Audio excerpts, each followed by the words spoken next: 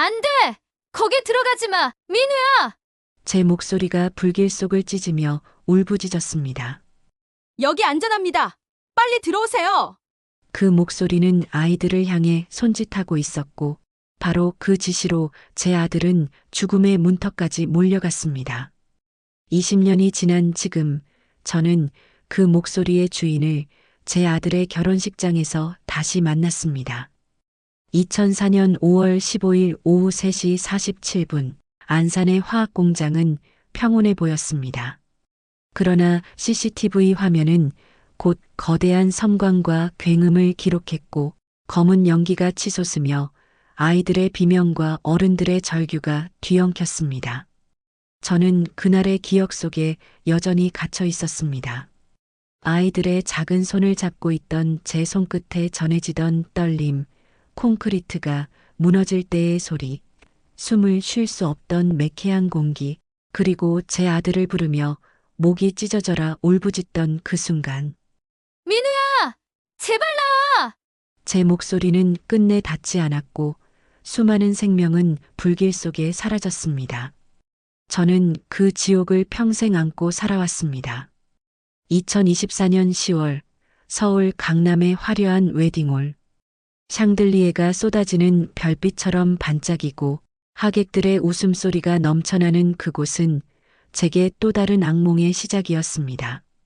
소방관 김민우, 간호사 한예린 결혼을 축하합니다라는 현수막이 걸려 있었고 저는 감격에 겨워 눈시울이 붉어졌습니다.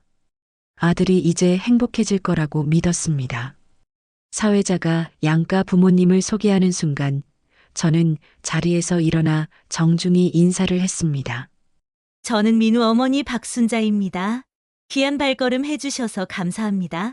하객들의 박수가 이어졌습니다. 그런데 그 다음 신부의 어머니가 일어나 미소를 지으며 말했습니다. 안녕하세요. 저는 예린이 어머니 한미숙입니다. 그 이름이 제 귓가에 맴도는 순간 제 시선은 본능적으로 그녀의 얼굴을 향했습니다. 분명히 그녀였습니다. 그날 아이들을 불길 속으로 밀어넣던 목소리, 안전하다며 건물 안으로 아이들을 몰아넣던 그 여자가 제 앞에 서 있었습니다. 제 손은 와인잔을 쥔 채 덜덜 떨렸습니다. 심장은 광란처럼 뛰었고 호흡이 막혔습니다. 어머니, 괜찮으세요? 옆에서 민우가 작은 목소리로 물었지만 저는 대답할 수 없었습니다. 제 눈앞에 있는 그녀는 마치 아무 일도 없었다는 듯 평온한 얼굴로 서 있었습니다. 순간 20년 전의 장면이 겹쳐 보였습니다. 시커먼 연기 사이로 울먹이며 아이들을 부르는 제 목소리, 그리고 차갑게 안전하다고 외치던 그녀의 목소리. 제 아들의 생명을 빼앗을 뻔한 두 목소리가 오늘 한 공간에서 다시 맞부딪히고 있었습니다. 저는 결국 자리를 박차고 나왔습니다. 호텔 복도는 화려했지만 제 눈에는 무너진 콘크리트와 시뻘건 화염으로 일그러져 보였습니다. 화장실 거울 앞에 선 저는 스스로의 얼굴을 보았습니다. 화장은 번지고 눈가는 축축히 젖어 있었습니다.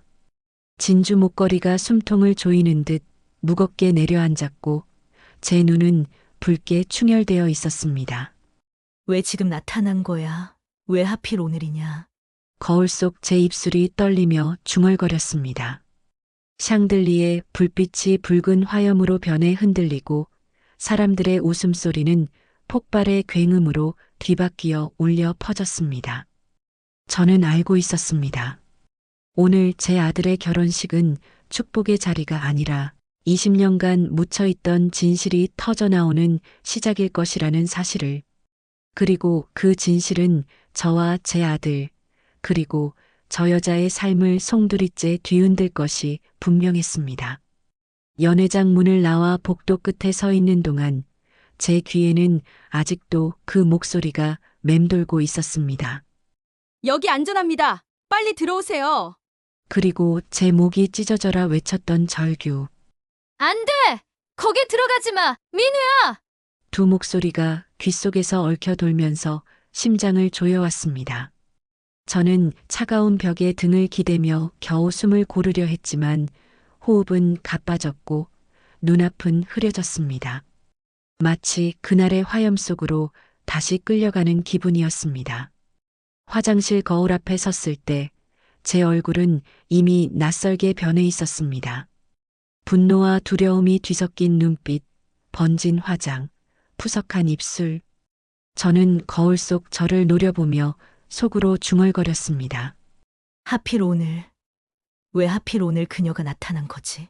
어떻게 내 아들의 장모가 될 수 있는 거지? 미리 상견례를 했어야 했는데, 결혼 전에 신부 부모를 만났어야 했는데, 미국 동생 집에 가 있는 바람에 결혼식 날 처음 만날 수밖에 없었습니다. 손끝이 차갑게 떨렸습니다. 그 순간 문이 열리고 예린이 들어왔습니다. 어머니, 괜찮으세요? 아까 얼굴이 너무 창백해 보여서. 그녀는 진심으로 걱정스러운 눈빛을 하고 있었지만 저는 차마 마음을 열 수 없었습니다. 괜찮아. 그냥 조금 어지러워서. 오늘은 중요한 날이니까. 억지 미소를 지었지만 속은 부서지는 듯 했습니다. 예린이 나간 뒤 저는 두 손으로 세면대를 꽉 잡았습니다. 물소리가 귀를 울렸고 그 소리 사이로 다시 아이들의 비명이 들려왔습니다. 저는 눈을 질끈 감았습니다. 이제는 더 이상 외면할 수 없다. 그 여자가 내 앞에 다시 나타난 이상, 나는 반드시 진실을 밝혀야 한다. 결심이 차갑게 가슴속에 내려앉았습니다. 다시 연회장으로 들어섰을 때 분위기는 이미 묘하게 변해 있었습니다. 하객들 사이로 흘러나오는 수군거림, 낯선 기류가 공간을 감쌌습니다. 민우가 저를 보며 다가왔습니다. 엄마, 정말 괜찮으세요? 얼굴이 아직 안 좋아 보여요. 저는 그의 손을 잡으며 떨리는 목소리로 대답했습니다. 괜찮다. 그런데 너한테 꼭 해야 할 말이 있다. 오늘은 여기서 말 못하겠다. 끝나고 나서 엄마가 다 말해줄게. 민우는 의아한 표정을 지었지만 더 묻지 않았습니다. 연회장의 반대편 한미숙이 앉아 있었습니다. 휠체어에 앉은 그녀의 얼굴은 고요했지만 제 눈에는 그 고요가 가증스럽게만 보였습니다. 그 여자가 내 아들의 장모가 된다니, 이 아이의 미래가 그 여자와 얽힌다는 사실이 견딜 수 없이 끔찍했습니다. 저는 자리에서 일어나 조용히 다가갔습니다. 테이블 옆에서 멈춰서자 그녀가 저를 올려다보았습니다. 그리고 순간 우리 둘의 눈이 마주쳤습니다. 한순간 공기가 얼어붙은 듯 했습니다. 그녀의 입술이 천천히 열렸습니다. 혹시 박순자 씨? 제 심장이 쿵 하고 내려앉았습니다. 내 이름을, 20년 전의 지옥을 함께 겪은 이름을 그녀가 아직 기억하고 있었습니다. 제 손에 들려있던 와인잔이 흔들리며 테이블보 위로 떨어졌습니다. 붉은 와인이 순식간에 흘러내려 흰 천을 적셨습니다. 하객들이 놀라 쳐다봤지만 저는 시선을 피하지 않았습니다. 당신이 그때 그 한미숙이구나. 제 목소리는 떨렸지만 분명했습니다. 그녀의 눈빛이 순간 흔들렸습니다. 순자 씨, 그때 그녀가 말을 잇기도 전에 저는 목소리를 높였습니다. 입 다물어. 감히 그 입으로 무슨 말을 하려고 해. 하객들이 웅성거렸지만 저는 멈추지 않았습니다. 20년 동안 제 가슴을 짓눌렀던 증오가 치밀어 올라왔습니다. 17명이 죽었어. 내 아들도 죽을 뻔했고 내 아들의 친구들은 다 그날 잿더미가 됐어. 그런데 너는 지금 여기에 앉아 웃고 있어? 내 아들의 장모로? 말도 안 돼. 민우가 다급히 달려왔습니다. 엄마, 도대체 무슨 일이에요? 왜 그러세요? 저는 아들의 손을 뿌리치며 눈물을 쏟았습니다. 민우야, 너가 어떻게 살아남았는지 알아? 너 앞에서 네 친구 정민이가 죽어갔어. 그런데 그때 아이들을 건물 안으로 몰아넣은 사람이 바로 저 여자야. 제 목소리가 연회장을 가득 울렸습니다. 모두의 시선이 우리에게 쏠렸습니다. 한미숙의 얼굴이 창백해졌습니다. 그녀는 떨리는 손을 모으며 힘겹게 말했습니다. 그때 제가 지시한 게 아니었어요. 저는 그러나 저는 그녀의 말을 가로막았습니다. 변명하지 마. 나는 그날 너 목소리를 들었어. 안전하다고 했잖아. 거기 들어가면 괜찮다고 했잖아. 그게 네 입에서 나온 말이었어. 순간 연회장은 숨조차 쉴 수 없는 정적에 휩싸였습니다. 하객들은 서로 눈치를 보며 술렁거렸습니다. 저는 치밀어 오르는 분노 속에서 결심했습니다. 이제는 끝까지 가야 한다. 오늘 이 자리에서 진실을 밝혀야 한다. 내 아들을 위해, 죽어간 아이들을 위해 나는 더 이상 침묵하지 않겠다. 제 두 눈은 불타듯 한미숙을 응시하고 있었습니다. 그날 밤 집으로 돌아왔지만 저는 도저히 잠을 이룰 수 없었습니다. 불 꺼진 거실에 홀로 앉아 있자니 귀에 아직도 그녀의 목소리가 맴돌았습니다. 제가 지시한 게 아니었어요 라는 그 말 거짓 같으면서도 어딘가 낯설게 다가왔습니다. 정말로 그녀의 말대로라면 저는 20년 동안 잘못된 사람을 미워하며 살아온 걸까요? 그러나 곧 스스로를 다그쳤습니다. 아니야, 그럴 리 없어. 그날 내가 직접 들었잖아. 여기는 안전하다고, 들어가라고. 다시 떠오른 목소리에 온몸이 떨렸습니다. 소파에 앉아 앨범을 펼쳤습니다.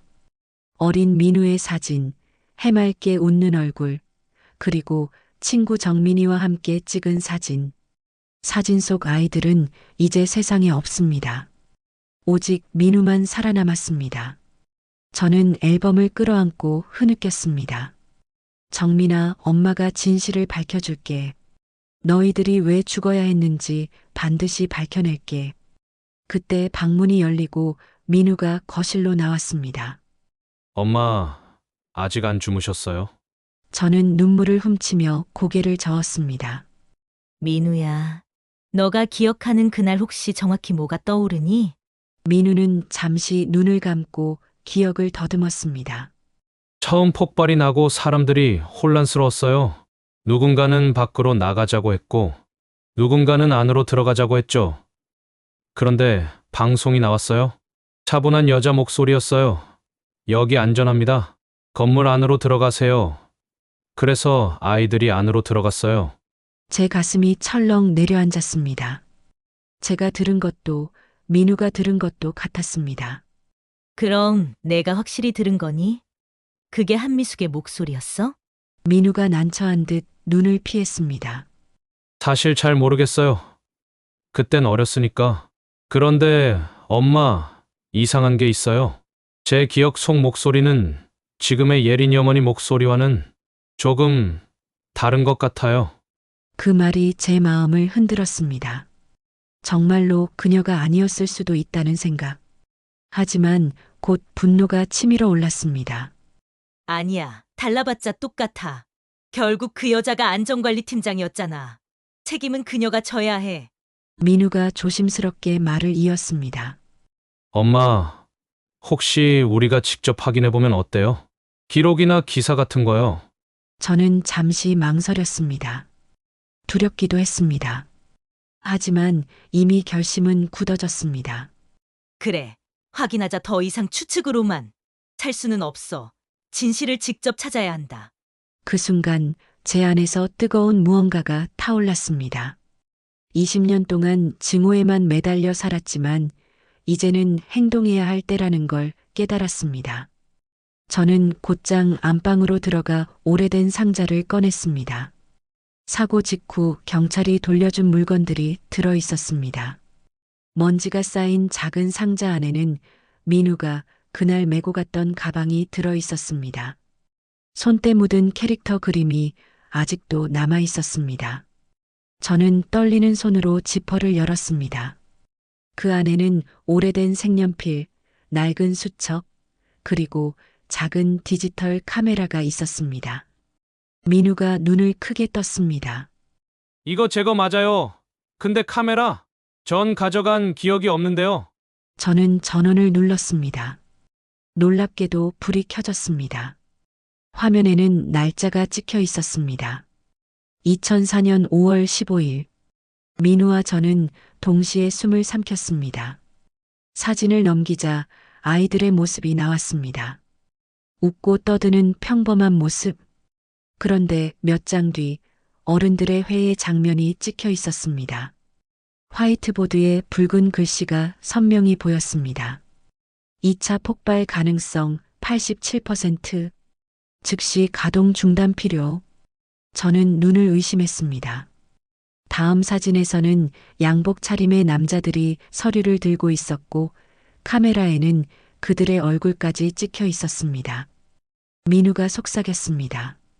엄마, 이건 그냥 사진이 아니에요. 증거예요. 제 심장이 미친 듯이 뛰기 시작했습니다.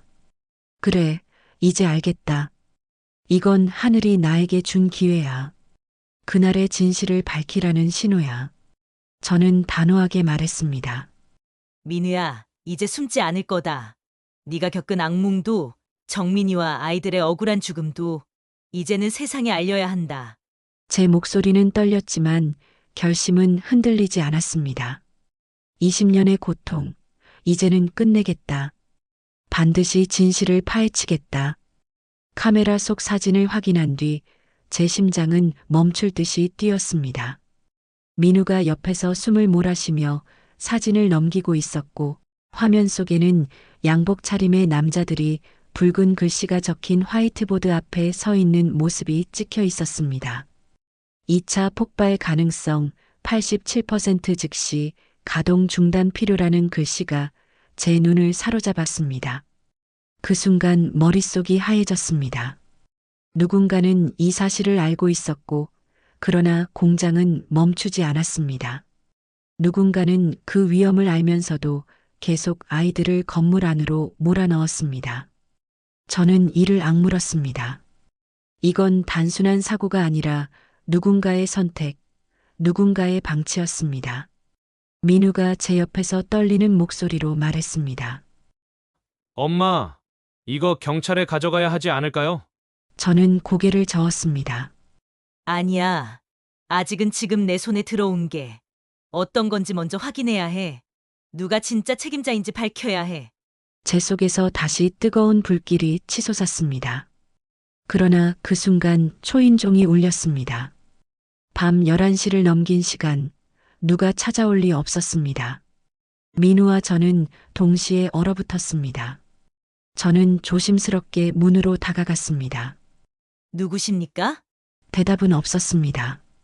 대신 낮게 웅성거리는 소리가 들렸습니다. 마치 두세 명쯤 되는 사람들이 서 있는 것 같았습니다. 저는 순간적으로 등에 소름이 돋았습니다. 카메라. 혹시 누군가 이걸 찾으러 온 건 아닐까? 생각이 머리를 스쳤습니다.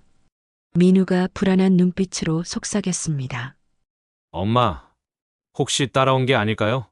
저는 손짓으로 아이를 조용히 시키고 문에 귀를 댔습니다.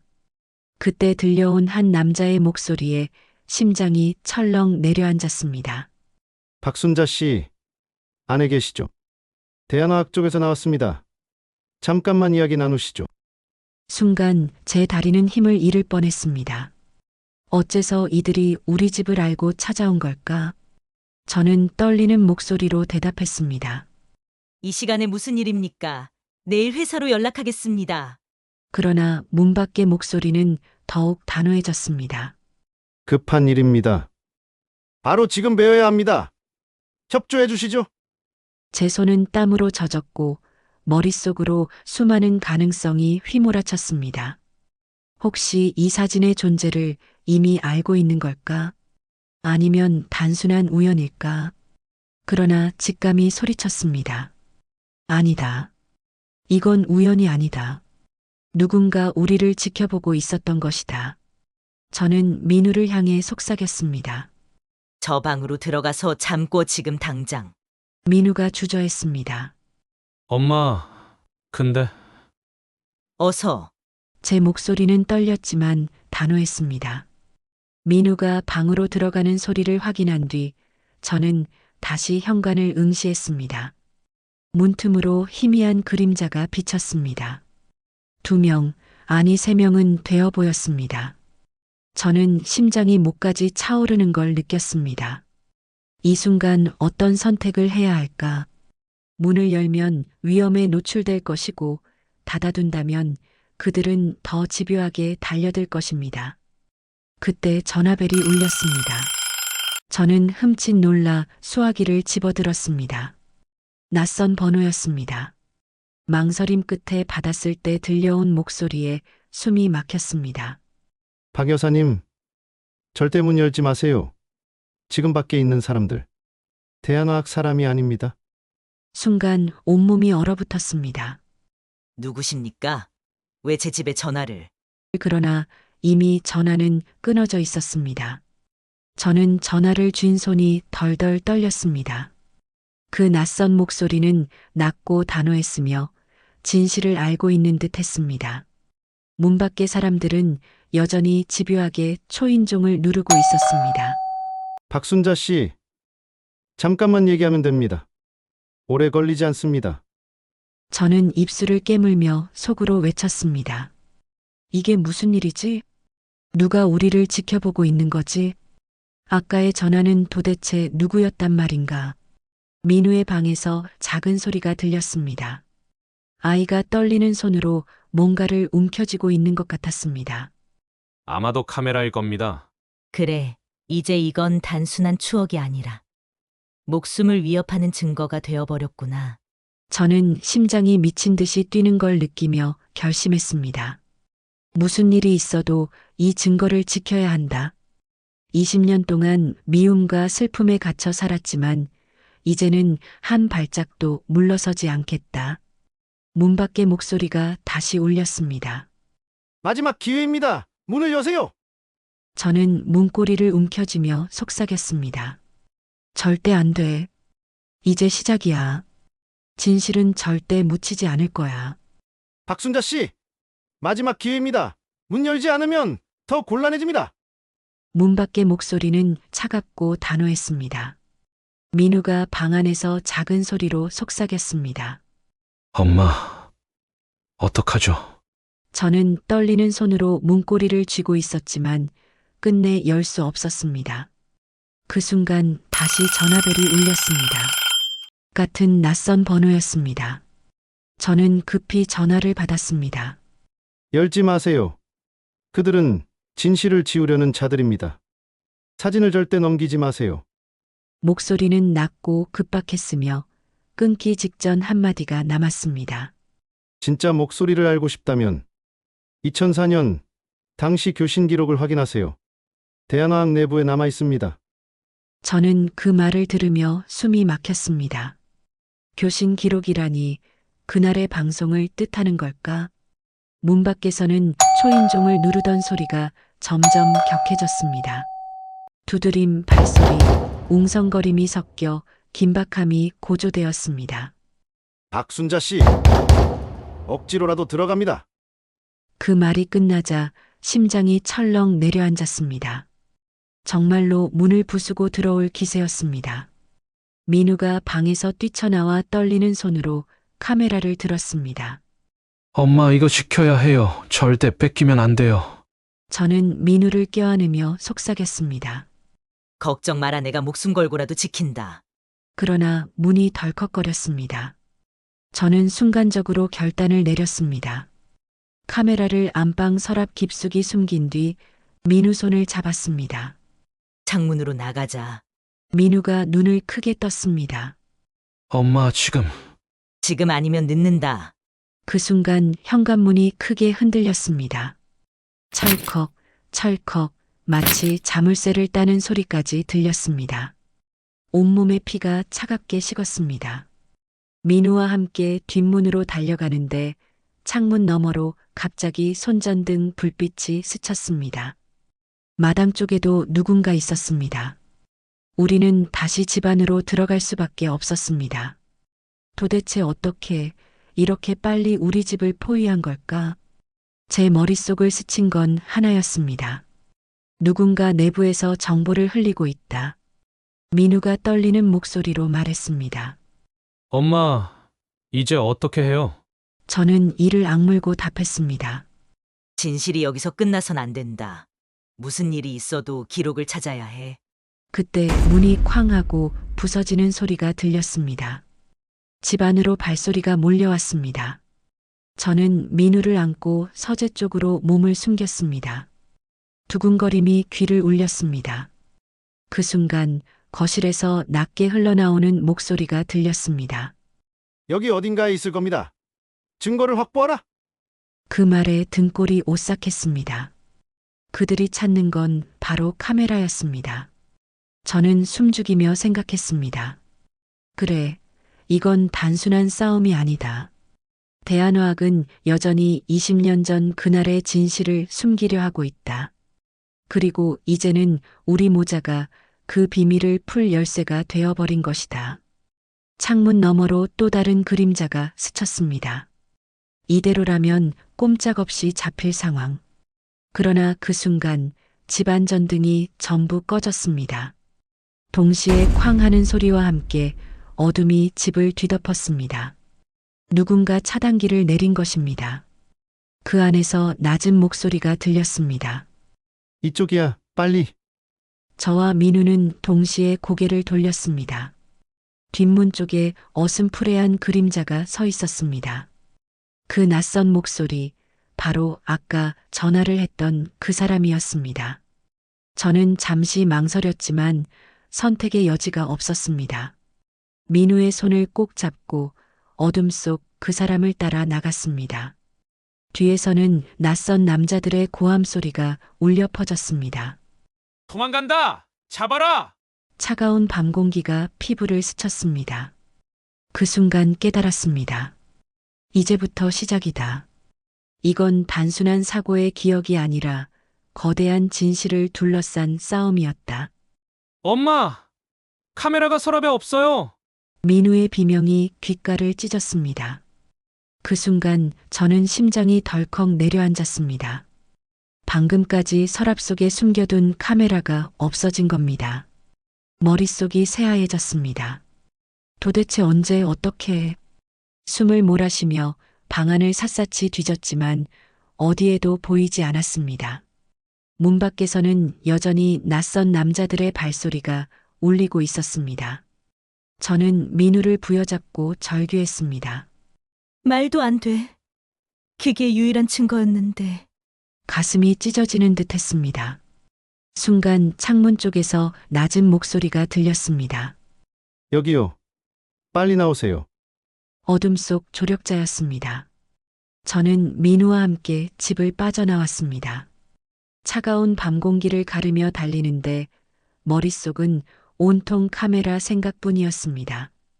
그 작은 기계 안에 20년간의 진실이 담겨 있었는데 이제 모든 게 사라져버린 걸까요? 골목길을 돌아 나왔을 때 조력자가 갑자기 멈춰 섰습니다. 그는 헐떡이며 말했습니다.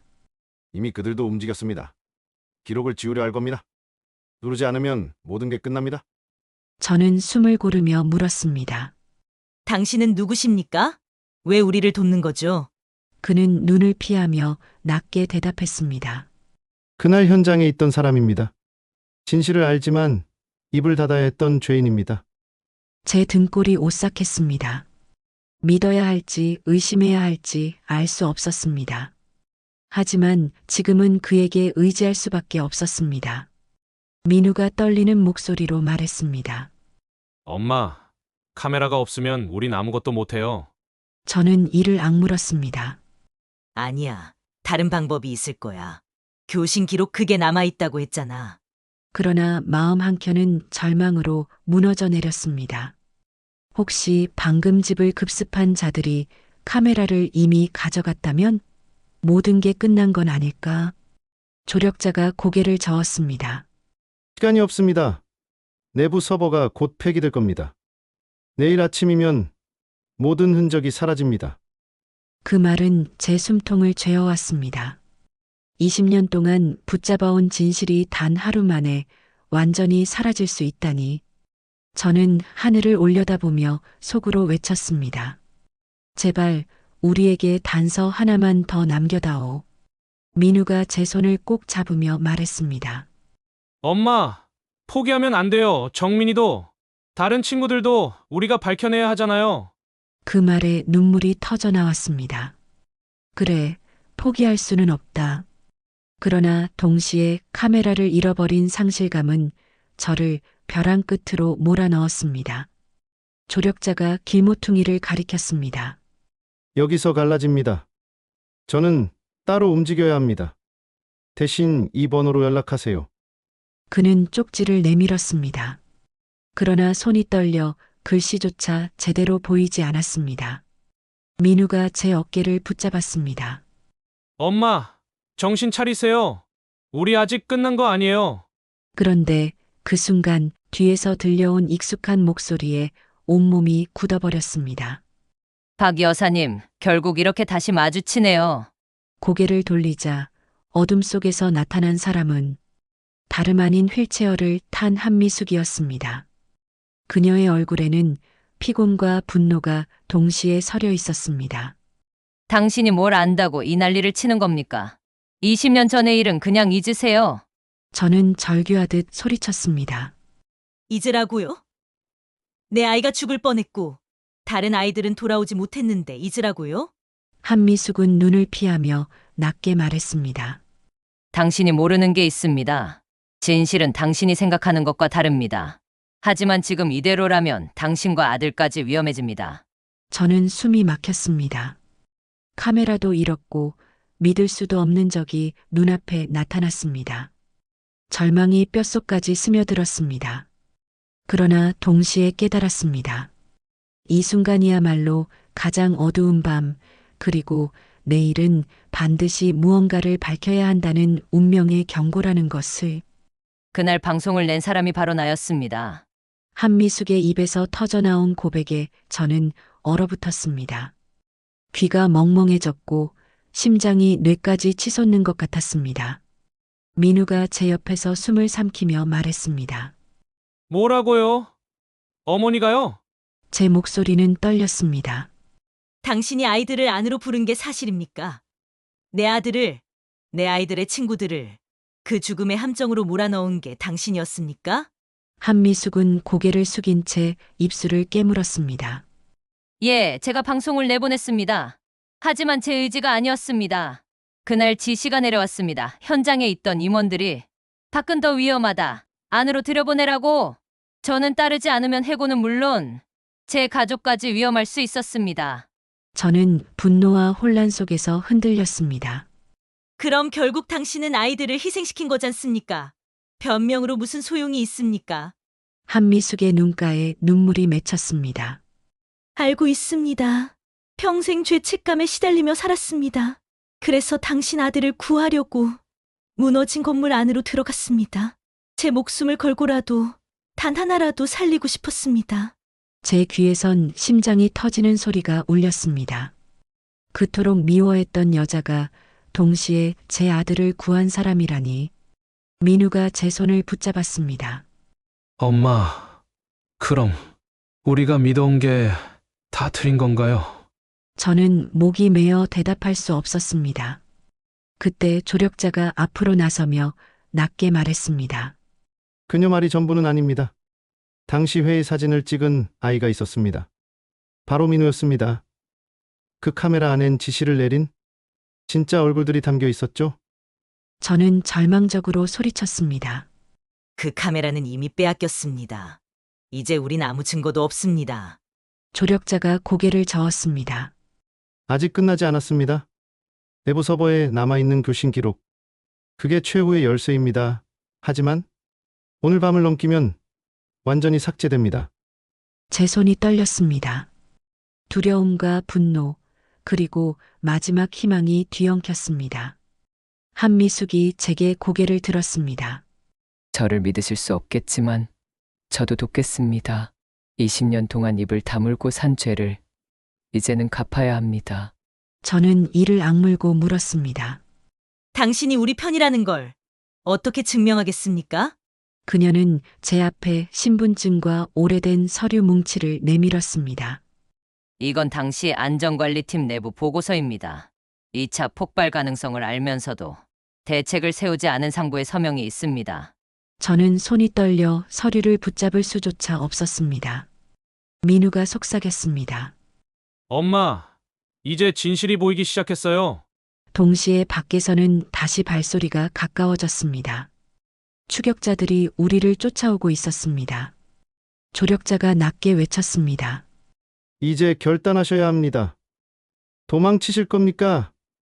아니면 세상에 폭로하실 겁니까? 저는 숨을 고르며 눈을 감았다 뜨며 속으로 외쳤습니다. 그래, 이제는 선택해야 한다. 20년 동안 쌓여온 증오와 슬픔, 그 모든 감정이 지금 폭발하고 있었다. 저는 단호히 대답했습니다. 숨지 않겠습니다. 끝까지 싸우겠습니다. 진실은 절대 묻히지 못합니다. 새벽녘 저는 민우와 함께 낡은 서류를 들고 병원 옆 작은 카페에 앉아 있었습니다. 한미숙은 잠시 밖으로 나가 전화를 걸고 있었고 조력자는 담배를 태우며 창밖을 주시했습니다. 밤새 도망치며 지쳐 있었지만 제 눈은 단 한순간도 감기지 않았습니다. 이제 모든 것이 끝나가고 있다는 예감 때문이었습니다. 민우가 낮은 목소리로 말했습니다. 엄마, 정말 괜찮으세요? 저는 고개를 끄덕이며 아이의 손을 잡았습니다. 민우야. 내가 살아준 것만으로도 나는 괜찮다. 하지만 여기서 멈출 수는 없다. 제 목소리는 떨렸지만 결심만큼은 확고했습니다. 그때 한미숙이 들어와 조심스럽게 자리에 앉았습니다. 그녀의 얼굴에는 깊은 주름과 피곤이 묻어 있었지만 눈빛만은 결연했습니다. 오늘 오전 내부 서버가 폐기되기 전에 마지막 시도를 해보겠습니다. 제 신분으로 접근할 수 있는 권한이 아직 남아 있습니다. 저는 잠시 망설였지만 이 여자가 아니면 불가능하다는 걸 알았습니다. 정말 이번만큼은 거짓이 아니겠죠? 그녀는 눈을 똑바로 마주보며 대답했습니다. 제 삶을 걸고 맹세합니다. 이제라도 죗값을 치르겠습니다. 조력자가 손목시계를 확인하며 말했습니다. 시간이 없습니다. 지금 움직이지 않으면 기회는 끝납니다. 우리는 곧장 자리를 떠났습니다. 대한화학 본사 지하 서버실로 향하는 길은 숨막히는 긴장으로 가득했습니다. 건물에 도착했을 때 보안 요원들이 삼엄하게 지키고 있었습니다. 그러나 한미숙이 직원증을 내밀자 의외로 쉽게 통과할 수 있었습니다. 그녀는 떨리는 손으로 비밀번호를 입력했습니다. 철문이 열리며 차가운 공기와 함께 서버실이 모습을 드러냈습니다. 수많은 기계음이 귓가를 울렸습니다. 그녀가 컴퓨터에 접속하자 화면에 수많은 파일이 나타났습니다.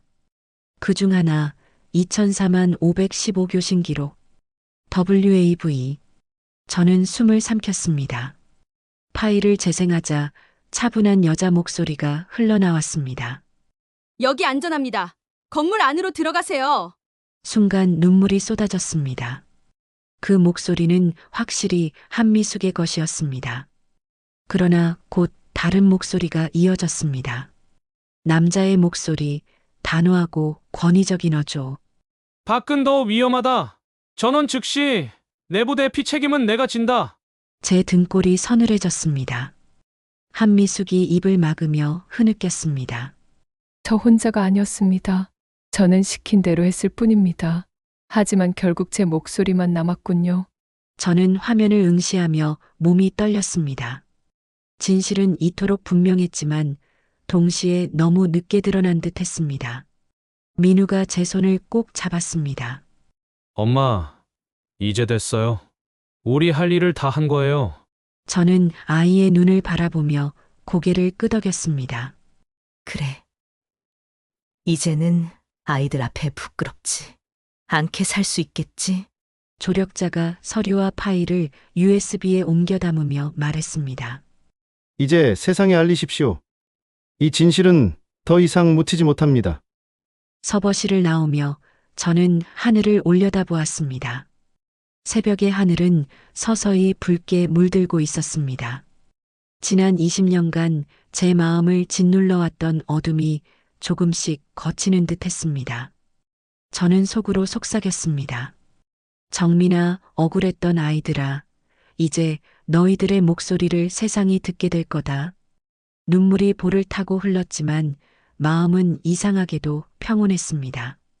긴 싸움은 끝났고, 그리고 지금까지 내 아들 위험에 빠뜨렸다는 생각만으로 원망하고 미워한 마음이 알 수 없던 상황으로 오해했고 미안함으로 가득 찼습니다. 20년 전 사고 당시 한미숙의 상황을 들었을 때 가슴이 아팠습니다. 병원 복도에는 새벽빛이 희미하게 스며들고 있었습니다. 산소호흡기를 단 채 중환자실 침대에 누워있는 한미숙의 모습은 지난 세월의 고통을 고스란히 보여주고 있었습니다. 휠체어에 의지하며 살아온 이유가 이제야 선명히 드러났습니다. 20년 전 무너진 건물 속에서 아이들을 구하려 뛰어들었다가 치명적인 유독가스를 들이마셨던 그녀는 폐가 망가져 평생을 산소에 의지해야 했고 몸은 점점 걷기조차 힘들어졌던 것입니다. 예리는 엄마의 손을 꼭 붙잡고 흐느꼈습니다. 엄마 왜 저한테는 아무 말도 안 했어요? 평생 죄인처럼 숨으면서 혼자 아프셨잖아요. 한미숙은 힘겹게 눈을 떴습니다. 예린아, 너에게 짐이 될까봐 그랬어. 내 앞에서는 그냥 평범한 엄마이고 싶었어. 예린은 눈물을 닦으며 고개를 저었습니다. 이제는 저랑 민우 씨가 엄마를 지킬 거예요. 더 이상 혼자 짊어지지 마세요. 민우도 곁에 다가와 고개를 숙였습니다. 어머니, 제가 앞으로 대신 싸우겠습니다. 저와 제 동료들이 목숨 걸고 지키는 건 바로 이런 진실이에요. 그때 문이 열리고 순자가 들어왔습니다. 그녀는 떨리는 다리로 한미숙의 병상 앞에 서더니 무릎을 꿇었습니다. 20년 동안 저는 당신을 원망하며 살았어요. 내 아들을 죽음으로 몰아넣은 살인자라고 믿었으니까. 하지만 이제 알았어요. 민우를 살린 사람도 당신이었단 걸. 미안합니다. 정말 미안합니다. 그녀의 목소리는 울음으로 갈라졌습니다. 한미숙은 산소 마스크 너머로 힘겹게 미소 지었습니다. 아니에요. 제가 더 미안합니다. 정민이와 다른 아이들 모두를 구하지 못해서 순자의 눈물이 바닥에 떨어졌습니다. 두 여인은 서로의 손을 잡고 오랫동안 울었습니다. 그 순간 20년간 쌓였던 증오가 서서히 녹아내렸습니다. 며칠 후 대한화학 회장이 구속됐다는 뉴스가 터져 나왔습니다. 안산 폭발사고 20년 만에 전면 재수사 착수. 전국이 들끓었습니다. 시민들은 거리에서 촛불을 들었고 희생된 아이들을 위한 추모공원 건립이 발표되었습니다. 민우와 예린, 순자 그리고 회복 중인 한미숙은 함께 추모공원을 찾았습니다. 흰색 조형물에 17명의 아이들 이름이 새겨져 있었습니다. 민우는 헌화를 하며 속삭였습니다. 정민아, 미안해. 이제 너와 아이들의 목소리가 세상에 닿았어. 예리는 엄마의 휠체어를 밀며 눈시울을 붉혔습니다. 엄마, 이제 숨지 말고 당당히 사세요. 모두가 진실을 알게 되었잖아요. 순자는 두 사람 곁에서 조용히 고개를 끄덕였습니다. 그래, 이제는 함께 살아가자. 증오가 아닌 진실 위에서 하늘은 맑게 개어 있었습니다. 20년간 짓눌러왔던 어둠이 걷히고 있음을 느꼈습니다. 저는 속으로 중얼거렸습니다. 정민아, 그리고 아이들아, 이제 편히 쉬어라. 너희들의 억울한 죽음은 헛되지 않았다. 진실은 끝내 드러났고 사랑은 증오를 이겼다. 그렇게 우리의 이야기는 마침내 끝이 났습니다. 그러나 이 끝은 동시에 새로운 시작이기도 했습니다. 여러분, 오늘 이야기를 끝까지 들어주셔서 감사합니다. 혹시 여러분도 평생 지워지지 않는 아픔이나 억울한 기억이 있으신가요? 댓글로 남겨주시면 함께 나누겠습니다. 구독과 좋아요, 알림 설정은 다음 이야기를 계속 이어갈 수 있는 큰 힘이 됩니다.